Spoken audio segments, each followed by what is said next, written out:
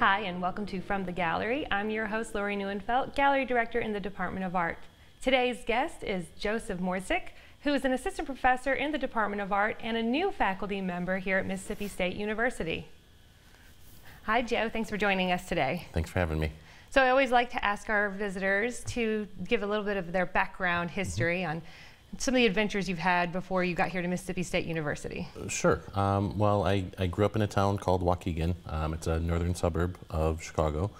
Went to school, got my BFA from Western Illinois University in Macomb.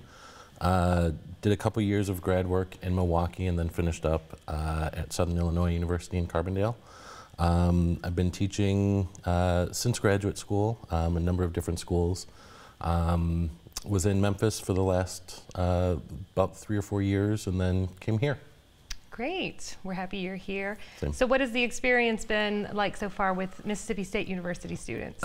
It's great. Everybody here is really wonderful. I love my colleagues. The students are great, really hard workers, smart, very ambitious. What classes do they have you teaching this semester? I'm teaching in foundations and a couple painting classes, so mostly drawing and 2D design and then some beginning painting classes.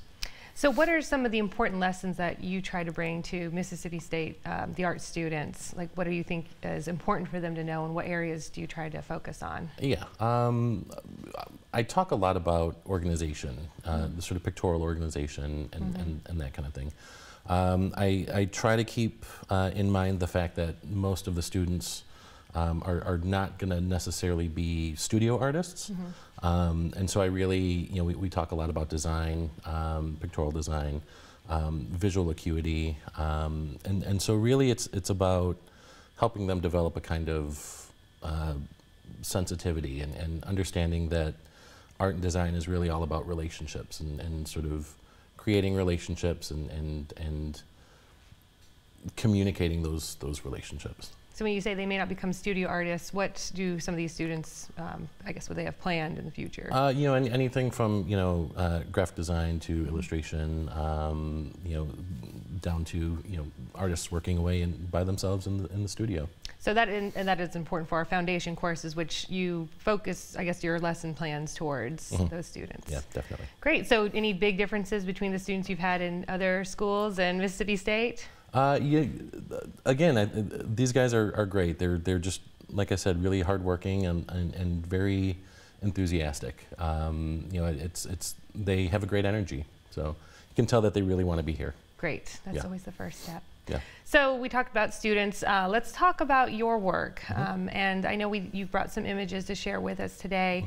And as we go through those, if you can just tell us what it is we're looking at and maybe thinking about what your process is. You are a painter, is that right? And how do you identify yourself within that? Because there's so many different. Yeah, I'm a still life painter. I'm an observational still life painter. So all of my work happens in the studio. So still life, and yet this would seem kind of unexpected to, I guess, our viewers. Yeah. I am interested in a degree of abstraction. The more I paint, the more I'm becoming interested in a kind of fractured space. I've been thinking a lot about the cubists and somebody like Cézanne, who really was one of the biggest influences on Cubism. And this idea of space being sort of fluid and kind of continuously shifting. Like I said, everything happens in the studio. I make arrangements with either objects that I find or make or some sort of combination of both, and observe them directly. So there's no mediation. I don't typically work with any kind of photographic reference. Sometimes I will use photos to help kind of compose and sort of crop in and find a space. But everything really happens, in that really direct kind of one-on-one experience of viewing a motif or a subject within my studio. What kind of objects are you drawn towards? I see this one, primary colors are popping out against that gray background, but what is... Yeah. I'm interested, as a still life painter, I'm interested in painting things that are very common, sort of everyday. This idea that still life painting is really about engaging with things that are commonplace and overlooked. So the type of objects that exist that I'm drawn to are those kind of very humble, very lowly, sort of everyday objects.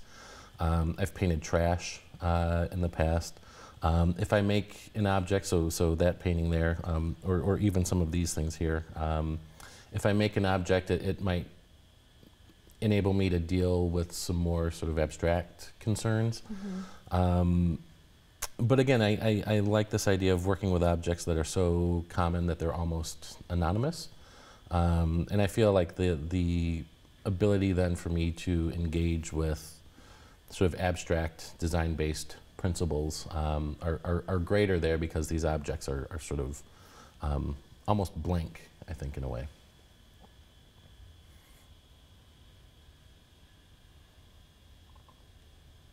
So I'm thinking of these and that word you're using, anonymous, and they do even sort of vibrate and play with their background, blending this idea of like they are going into their background, or are they coming from the background, as even in our daily lives.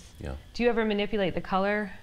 I'm very interested in color. I think I'm more so interested in tonality, and that's something I talk a lot about with my painting students, is that you know, there's potential as a painter to sort of focus on color exclusively and forget that you're thinking about value and tone. And so in my own work, that's something that I find myself thinking about a lot, is how I can manipulate tone and value to create a kind of consistency or a harmony within the piece. You know, like you said, with the objects relating to the space that they're in, or sort of bleeding into the background. Another thing I'm very interested in is the space that exists between myself and the object, or the scene or motif. And so it's almost, you know, to a certain extent, like I'm looking at air and light, and it's really the objects that sort of reveal that, and it's really about that as much as it is, you know, painting the actual objects. So what is it you want the viewer to get from your work? I know my first time seeing one of your pieces in person, I was drawn more to the abstract qualities, the design qualities, before I realized what I was looking at. Do you want them to be challenged by this, or intrigued to look longer? Yeah, definitely. I'm a very slow painter, and I make a lot of revisions, so they take a long time to make. And I hope that there's a kind of similar unfolding when someone looks at the work, like that the paintings sort of reveal themselves slowly, and the more one looks at them, the more they see in them. So that's definitely something that I hope for. I think the most interesting representational work has an abstract edge to it, or at least an abstract kind of consideration of the whole. And so, yeah, that's definitely something that I think about as well. The painting sort of existing kind of in between the real and the abstract, I guess. Yeah.